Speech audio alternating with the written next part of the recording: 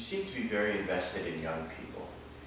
Just based on our earlier conversation, one thought is that, in a sense, their karma has yet to be determined for their lifetimes. They have more ahead of them, and therefore more can be changed. Yes. Does that play a role in your interest in them? Yes. I think that they are our future, and if I can leave as a legacy just some ideas, some possibilities, some resources, so that the next generation that get trained with all this can have a better chance of making some progress, that would be really remarkable. That's what I'd like to do.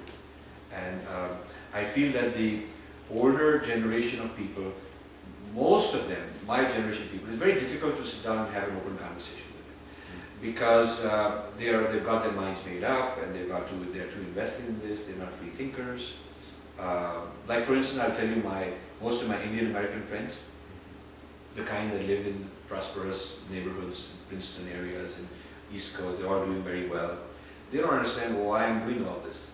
I could be doing deals, making millions of dollars. I could be investing in something. For them, having spent 16 years, 17 years of my life full time doing this is something they don't understand. They don't know why someone would do that when he had other options. And I stopped arguing, because I think at that stage in life, they are quite established. They're not likely to change.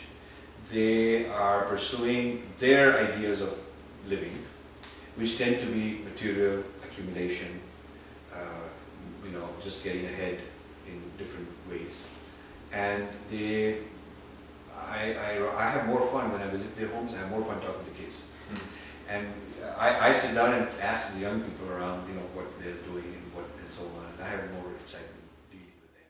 Is the dharma of a child different than the dharma of an adult? Or are they just trying to self-actualize and realize the dharma of the adult? Yeah, I think the dharma is the person's dharma is evolving during their life, and it evolves in a direction based on their choices. And so, unfortunately, sometimes parents push the child too much into a certain direction, like as if my dharma has to become your dharma, that kind of an ego thing. I try not to do that with my kids. I try to very explicitly, over and over again, let them make their choices, choose their careers, do whatever is their calling, experiment openly, feel safe in trying things, change their mind. And so I never try to take my unfulfilled wishes and dump them on the kids and say, okay, now you got to carry out.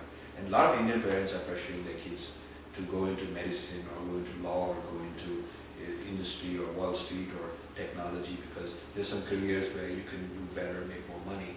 So they're applying their criteria of happiness and success onto the kids. And maybe the kid wants to become a musician, or maybe the kid wants to become an artist or become a great chef or whatever. And they're not allowing, or certainly not encouraging them to express that for themselves. So the children inherit the dharma of their parents, rather than letting their own manifest itself. Yes, the children have their own dharma, but it gets overruled by the parents imposing too much.